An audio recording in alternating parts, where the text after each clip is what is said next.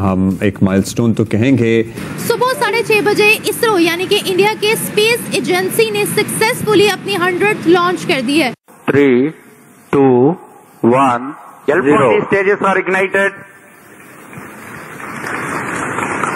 +5 seconds. Lift off normal. जब ये कौम को बेवकूफ बना रहे थे, एटमी ताकत बन गए, तो मैंने लगातार लिखा होश करो, पाकिस्तान बनने से कई साल पहले वो इस्तेमाल हो चुका और उससे बहुत पहले बन चुका था। ये कहा जा रहा है कि जो इसरो है उसने ये एक हिस्ट्री बनाई है। इसरो का एक और कारनामा, और इस कारनामे पर हम कहेंगे इंडिया कमाल कर दिया।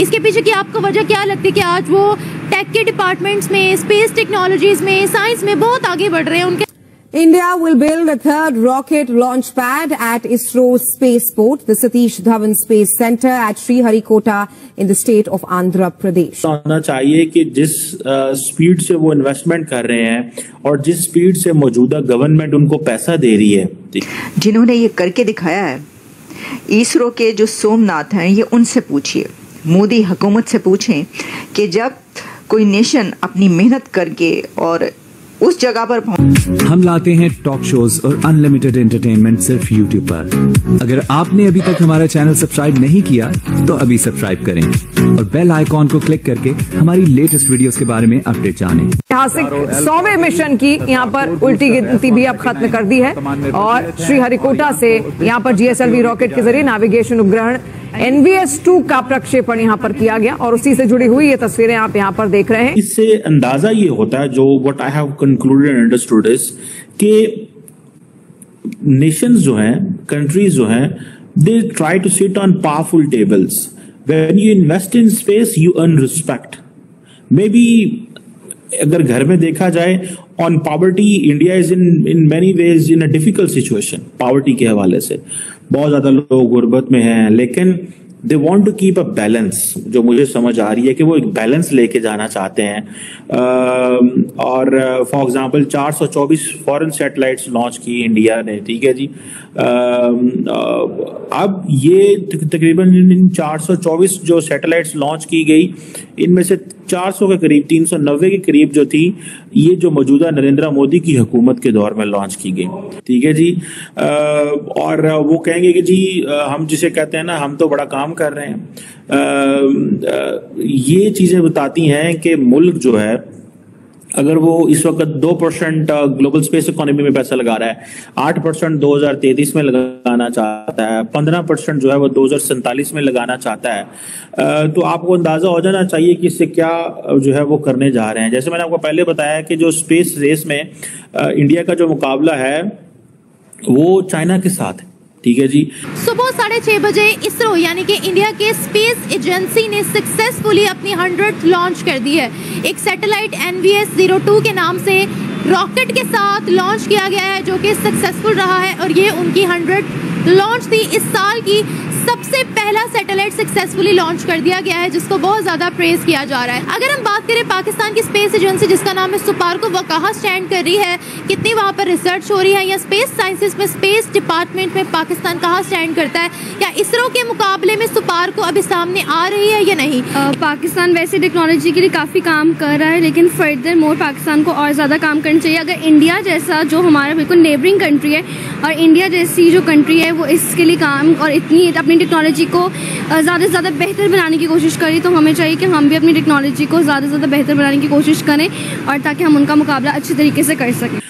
चाइना ने इसमें काफ़ी ज़्यादा ऑलरेडी इन्वेस्टमेंट्स कर चुका है और वो मुसलसल कर रहे हैं। जो एयरक्राफ्ट कैरियर्स में उसमें भी चाइनीज बड़े एक्टिव हैं। चाइना जाहिर बात है ज़्यादा चाहता है कि उनको वेसल्स मिलें, ज़्यादा उनकी इंडियन ओशन में और पैसिफिक में उनकी फुटप्रिंट्स बने। ये चीज़ें जो हैं उनको चाहिए अब, क्योंकि जिसे वो कहते हैं ना, battle lines have been drawn. अब तो हालात बन चुके हैं भाई। अब तो दोनों मुल्क जो हैं वो समझते हैं कि हमें आगे की तरफ जाना है। अब इंडिया ये सोच रहा है कि इंडिया अपनी जो नेवल स्ट्रैटेजी है उसमें जो बे ऑफ बंगाल है उसके अंदर वो अपने फुटप्रिंट्स बढ़ाना चाहता है। अब इंडियंस, चाइनीज भी चाहते हैं कि वो इंडिया के इर्द गिर्द कहीं पे रहें। अगर आप देखना यह है कि इंडिया और चाइना के मिसाइल कहाँ पे बढ़ते हैं ज्यादा, क्या वो साउथ चाइना सी में होते हैं, इंडियन ओशन में होते हैं, LAC के ऊपर होते हैं, क्या होता है ये? This is a very serious question and आइंदा आने वाले दिनों में आपको पता लग जाएगा कि क्या होने वाला है और किस तरह जिसे वो कहते हैं ना चीजें होंगी। इंडिया को जो एडवांटेज आता है वो कॉन्टिन्यूसली एक ही एडवांटेज है कि इंडिया अमेरिका के साथ मिल के बहुत सारे साइंटिफिक अरेंजमेंट्स कर रहा है। फॉर एग्जांपल नासा इसरो एक सिंथेटिक अपर्चर रडार जो है सैटेलाइट जो कहा जा रहा है कि that will map the globe in 12 days, data collect करेगी डिफरेंट इकोसिस्टम्स के हवाले से, आइस मैसेस के हवाले से, वेजिटेशन बायोमास के हवाले से, सी लेवल के हवाले से, ग्राउंड वाटर के हवाले से, नेचुरल हैजर्ड्स के हवाले से, अर्थक्वेक, सुनामीज, वोल्केनोज, लैंडस्लाइड्स। अब ये जो joint NASA ISRO synthetic aperture radar है जिसे निसार भी कहा जा सकता है, ये जो सैटेलाइट जो डाटा मिलेगा 12 दिनों के अंदर, आप इमेजिन कर सकते हैं कि इसके कितना ज्यादा, ये बेसिकली अमेरिका के DOD का प्रोजेक्ट है ना, अमेरिका के डिफेंस डिपार्टमेंट का प्रोजेक्ट है। सो अब आप इमेजिन करें कि वो किस एडवांटेजेस पोजीशन में आ गया। अभी फॉर एग्जांपल मुझे रिसेंटली पता चला है कि पाकिस्तान के अंदर भी फॉर एग्जांपल जो है वो फ्लड्स आते हैं, लेकिन हमें तो पता ही नहीं चलता। But India will take an advantage कि अगर नासा और इसरो ये वो they try to map the globe in 12 days और डाटा गैदर करते हैं कि बर्फ ज्यादा कहाँ होगी, सब्जियां ज्यादा कहाँ हो सकती हैं, वेजिटेशन कहाँ ज्यादा हो सकती हैं, समंदर का लेवल कहाँ से उठ रहा है, अगर जहाँ पे समंदर का लेवल उठ रहा है वहां पे लोगों को बताओ, ठीक है, ग्राउंड वाटर कहाँ पे कम हो रहा है, कहाँ पे बढ़ रहा है, ठीक है, नेचुरल जो हैजर्ड्स हैं कहाँ पे मसाइल बन सकते हैं, वो सारी की सारी चीजें जो हैं they are going to take advantage of that.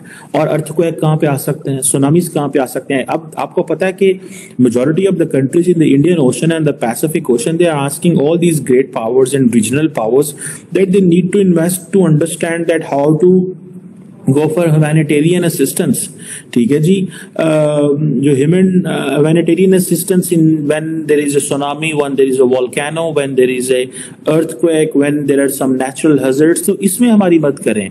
देखिए जो इसरो है वो one of the top space agency कही जाती है दुनिया की, जैसे कि नासा है, यानी 3 कंट्रीज अगर आप ले लें, अमेरिका और रशिया और चाइना, तो इंडिया भी अब किसी से पीछे नहीं रहा। कि जो इसरो है पाकिस्तान की स्पार्को से 9 साल बाद बनी, ठीक है, 9 साल बाद स्टार्ट हुई। तो मेरा सवाल ये है, लोग कहते हैं कि वो हमसे 40 साल आगे है। वो अभी स्टेज पे खड़े हुए हैं कि वो अपने रॉकेट्स लॉन्च कर रहे हैं, उसको अभी प्रमोट कर रहे हैं, उनके PMs जो हैं उनको सपोर्ट कर रहे हैं इस चीज में, उनके साइंटिस्ट जो हैं वो बड़े इस चीज में वर्क कर रहे हैं, बड़ा अच्छा काम कर रहे हैं। तो आपको ये वीडियो कैसा लगा कमेंट बॉक्स में जरूर लिखिए, इस वीडियो को लाइक कीजिए, शेयर कीजिए, सब्सक्राइब करना ना भूलिए आपके चैनल EFC और जेड को। मिलते हैं अगली वीडियो में। जय हिंद।